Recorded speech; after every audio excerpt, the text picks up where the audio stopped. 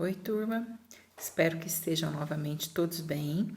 Hoje nós vamos encerrar a nossa apostila, né, o nosso PET de hoje, desse mês, né? Foram 4 semanas. Para finalizar essa apostila, nós continuamos falando sobre doenças. Algumas coisas foram mencionadas o ano passado, né, matéria de segundo ano. Então, nós vamos falar um pouquinho das doenças que vão ser mencionadas nos exercícios, tá?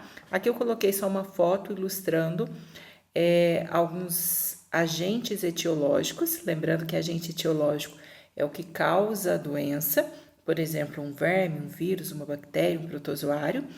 E vetor são os transmissores da doença. Nós temos aqui o caramujo, né, que transmite a esquistossomose, o barbeiro, que transmite a doença de Chagas, o mosquito, por exemplo, esse que tem o meio vermelhinho é o anófeles, que vai transmitir a malária, né?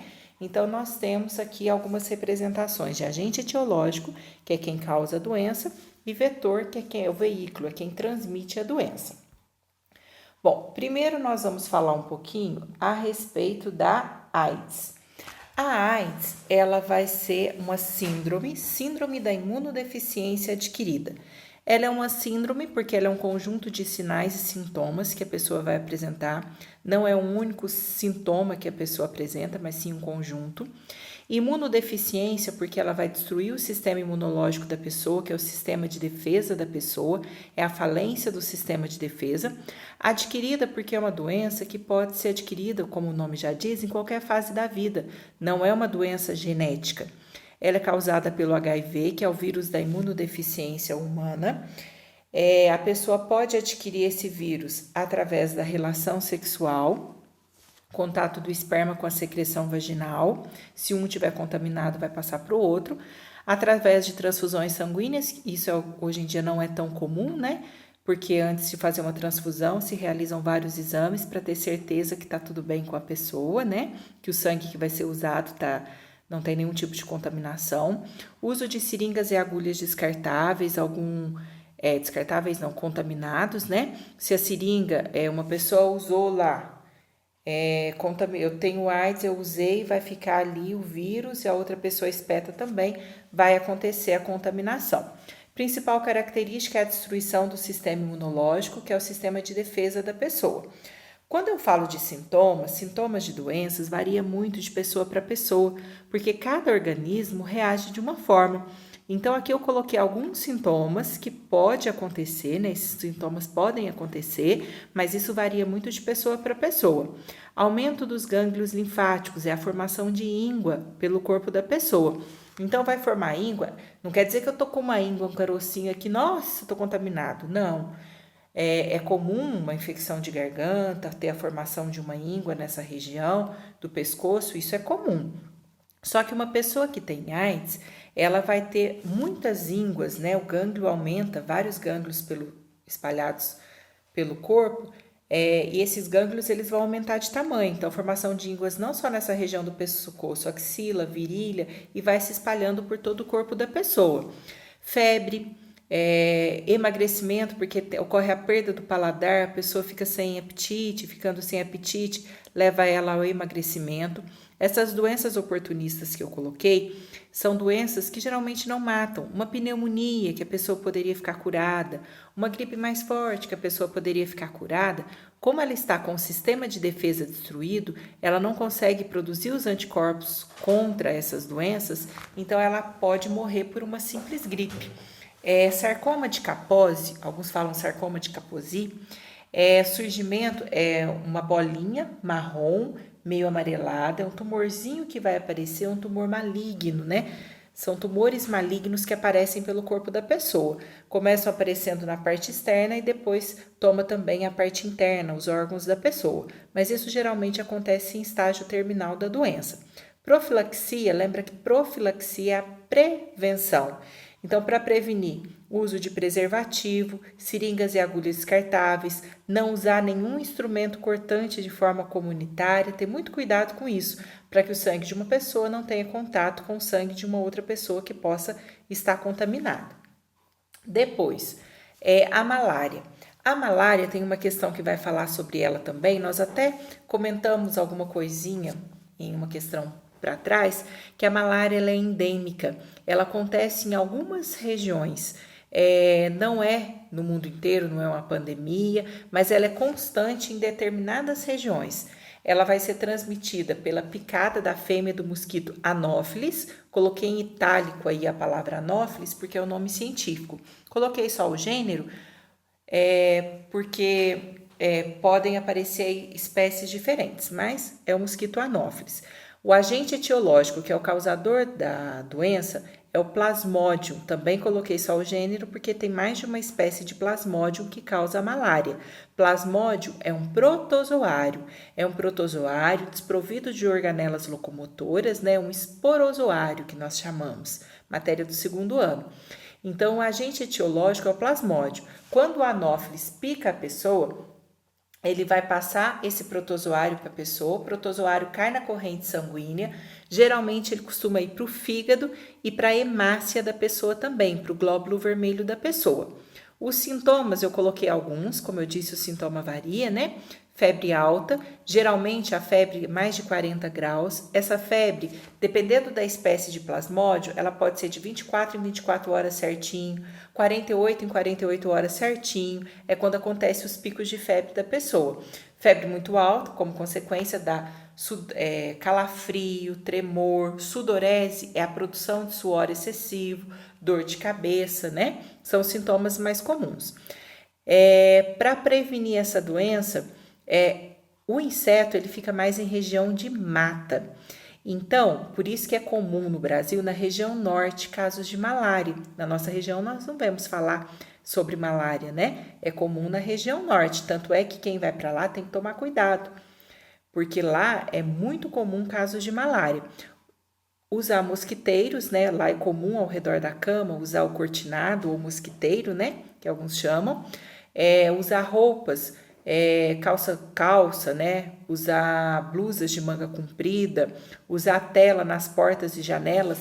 É muito comum abrir uma porta, lá tem aquela porta de tela também, né? Para impedir a entrada do inseto, uso de repelente, uso de inseticida também para combater o inseto, o vetor. Aqui tem uma imagem então do mosquito Anopheles, diferente do mosquito da dengue, que vive próximo das habitações humanas. O mosquito Anopheles ele já vai viver em regiões de mata. Aqui eu coloquei o ciclo só mostrando, se você começar lá em cima no amarelinho, ó, o amarelinho seria o plasmódio, né? O mosquito parasita da malária. Ele vai entrar no mosquito, na fêmea. A hora que ele entra na fêmea, entrou na fêmea, o mosquito vai picar a pessoa vai ficar infectada, o plasmódium vai lá para o fígado da pessoa, vai para o sangue da pessoa, a hemácia vai ficar infectada, a hemácia vai ficando tão cheia, ele vai reproduzindo, vai ficando tão cheia do protozoário ali que vai estourar. O momento que estoura a hemácia libera uma substância que faz a temperatura subir. Então, o período de febre coincide certinho com o rompimento da hemácia. Aí vai sair aquele tanto de plasmódio, vai entrar em novas hemácias, vai reproduzir, vai estourar as hemácias de novo, sobe a temperatura. Então, os períodos de febre coincidem certinho com o momento de rompimento da hemácia. Aí vem um outro mosquito que não estava contaminado, a fêmea é que se alimenta de sangue, o macho se alimenta de seiva de planta. Então, na hora que o mosquito pica a pessoa, ele não estava contaminado, mas quando ele se alimenta do sangue, ele vai adquirir plasmódios, vai ficar infectado e vai picar uma nova pessoa, né? Esse é o resuminho do ciclo, tá bom? Depois, tem uma outra questão que vai falar sobre a ascaridíase, que é uma verminose. A ascaridíase, ela vai ser provocada pelo verme, a lombriga, popularmente lombriga. O nome científico, Ascaris lumbricoides, para ficar mais chique, né? Eu tô com Ascaris lumbricoides, meu Deus, tá morrendo. Tá com lombriga, tem que tomar um vermífugo, né? Quando a pessoa adquire esse verme, vai adquirir através da ingestão de água ou alimento contaminado com os ovos desse verme. Nós já vamos ver no ciclo. Para prevenir, ingerir água tratada, lavar bem as frutas e verduras, os legumes antes de ingerir, lavar sempre as mãos, né? Quando vai defecar, né? Fazer as suas necessidades, número 2, fazer em lugares apropriados, né? Não defecar em locais inapropriados, né? Quase que eu falei errado, ó, inapropriados. Aí tem uma imagem de uma fêmea, que é um pouco maior, né, do que o macho. Aí o que nós temos aqui? Alguns sintomas, tá? A lombriga, ela costuma se desenvolver no intestino da pessoa, atrapalhar o funcionamento do intestino, vai dar diarreia, dores abdominais, pode dar vômito na pessoa também, cólica intestinal. A pessoa, se tomar um vermífugo, pode atrapalhar o paladar também, mas aqui pode acontecer o seguinte: como esse verme está lá no intestino, vai se alimentar dos nutrientes que estão no intestino. Se alimentando dos nutrientes que estão lá, pode levar a pessoa a uma perda de peso, né? Antes de acontecer a absorção dos nutrientes que a pessoa precisa, a lombriga pega o nutriente ali e acaba acontecendo, pode acontecer uma perda de peso. Aqui tem um ciclo dela mostrando assim: se eu estou contaminada, a lombriga está lá no meu intestino se reproduzindo. O que vai acontecer? Vão liberar ali os ovos. Esses ovos vão ser eliminados com as minhas fezes. Essas fezes, vamos supor que eu fui num lugar e fiz as minhas necessidades num lugar que não era para fazer. Fui lá, aí fiz lá, estava apertado, foi no mato, fiz lá. Veio a chuva, levou essas fezes contaminadas, um ovinho da lombriga para dentro de um rio que tem ali. Essa água do rio foi usada, pode passar alguém beber ali essa água, mas vamos supor que essa água do rio foi usada para regar uma plantação. Pegou essas plantas que foram regadas e vendeu para um supermercado. Aí o outro chega lá, vai comprar, não sabe que está contaminado. Por isso que tem que lavar muito bem, você não sabe de onde veio. Aí a pessoa vai, não lava ou só dá aquele susto, né, na alface, no tomate, né, na fruta, não lava direito e come. O ovinho vai passar pelo tubo digestório da pessoa. Normalmente ele desce, né, pelo tubo digestório, passa vai descer, o normal é passar pela faringe, vai passar pelo esôfago, pelo estômago e vai para o intestino. Chegou no intestino, vai desenvolver o verme adulto e o verme adulto vai então se alimentar dos nutrientes que estão lá e vai começar a reproduzir, né? Vai desenvolver, porque a pessoa não ingere um único ovo, né? Ela acaba ingerindo vários ovos, tem a formação do macho e da fêmea e vai acontecer a reprodução no intestino da pessoa. Tomando um vermífugo, mata o verme é eliminado. Covid-19, aqui eu coloquei o contágio, né? Que todo mundo está cansado de ouvir falar, que é por gotículas de saliva que saem, o espirro, a tosse, né? Quando tosse sai pequenas partículas de saliva, o catarro. Os sintomas são parecidos com os sintomas da gripe, mas varia muito, a cada dia se descobre um sintoma novo, né? Febre, tosse seca, o cansaço, desconforto, dor de garganta. Aí coloquei dor de cabeça, conforme a doença vai evoluindo, nos casos mais graves, falta de ar, a dor pode dar dor, uma pressão muito forte no peito, pode alterar a frequência cardíaca da pessoa também. Eles falam, alguns médicos disseram o seguinte, que as pessoas que estavam com falta de ar, pulmão muito comprometido, que acontece a formação de coágulos, né, como se fosse uma trombose na parte de dentro do pulmão. Então, isso vai impedir a troca gasosa. Dentro do pulmão tem os alvéolos pulmonares, né, que vão fazer a troca do oxigênio com o gás carbônico ali. Então, não consegue fazer essa troca. Não fazendo essa troca, a pessoa, então, não consegue puxar o oxigênio. Imagina o desespero, a falta de ar da pessoa, né? Aqui eu coloquei algumas profilaxias, né? Tossir no braço aqui, na roupa ou no braço, lavar sempre as mãos com água e sabão, higienizar com álcool também, manter o distanciamento, não ficar com grandes aglomerações, evitar beijo, abraço, né? Que são as recomendações que todos estão cansados de ouvir falar. É importante em todas as viroses, não só no caso dessa, mas essa por ter por ser de fácil contaminação, é muito importante manter sempre o ambiente fechado, né?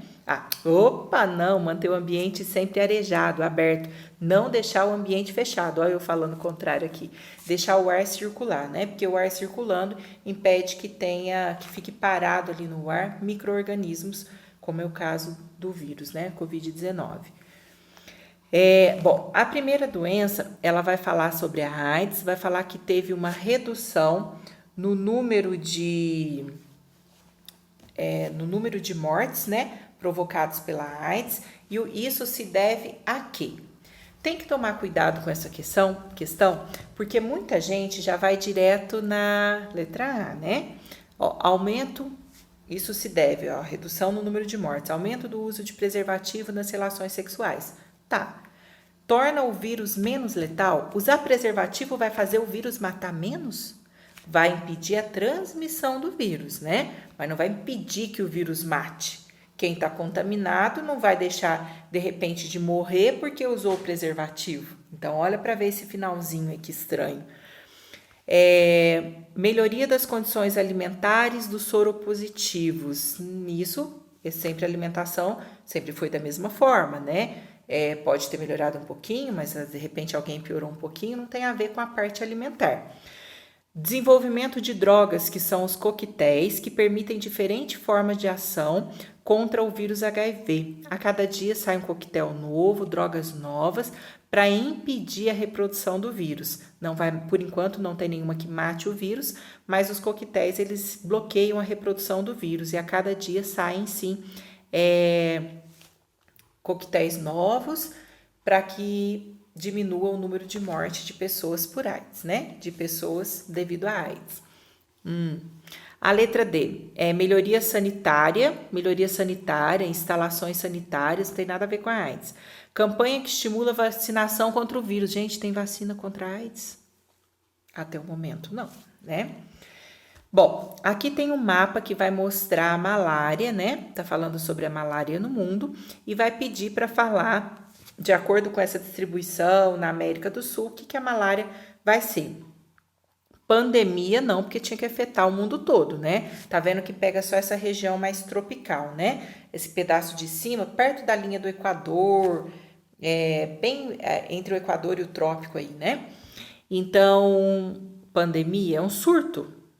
Ocorrência em pequena área, não é uma área pequena. Epidemia ocorre na maior parte do continente, nós estamos falando da América do Sul. Na maior parte da América do Sul, está concentrado nessa região mais de cima. É uma peste que vai acontecer nas regiões mais quentes? É uma peste? Ou é uma endemia que se concentra em uma área geográfica restrita, pega uma determinada área toda aí geográfica? Nós já tínhamos falado a respeito disso, dessas definições também um pouquinho para trás. Aí vocês vão assinalar. Depois está falando aqui nessa questão que ao abrir o envelope com o resultado de um exame parasitológico, né?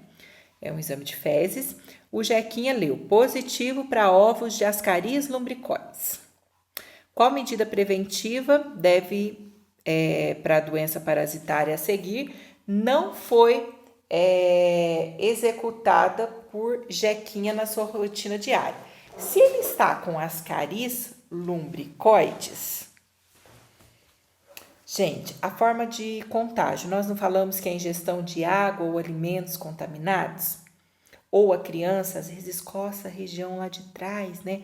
Não limpa direito, passa a mão, ou limpa e não lava a mão, fica com ovinhos na mão, leva na boca. A reinfestação pode acontecer também, né? Então, olha, andar calçado tem nada a ver porque não pega pelo pé. Carne de porco, nós não falamos nada. Carne de porco é a solitária, é a Taenia solium, ou o nome da doença causada pela solitária é teníase. Lavar bem as mãos e os alimentos antes das refeições? Colocar tela nas janelas para impedir a entrada do mosquito é da malária. Não nadar em lagoa, a do caramujo é a esquistossomose, né? Aí vocês vão assinalar. Depois essa questão está falando sobre a desnutrição infantil. Está pedindo para analisar as afirmações, ó. Anemia proteica está relacionada ao baixo peso infantil e a falta de calorias necessárias ao seu desenvolvimento? A caloria, geralmente, ela é fornecida pelo carboidrato, que o carboidrato é a principal fonte de energia. Então, a anemia proteica tem que ser deficiência de proteína e não de caloria. Então, olha, tá falando de anemia proteica, que tem que ser o quê? Deficiência de alimentos proteicos, né?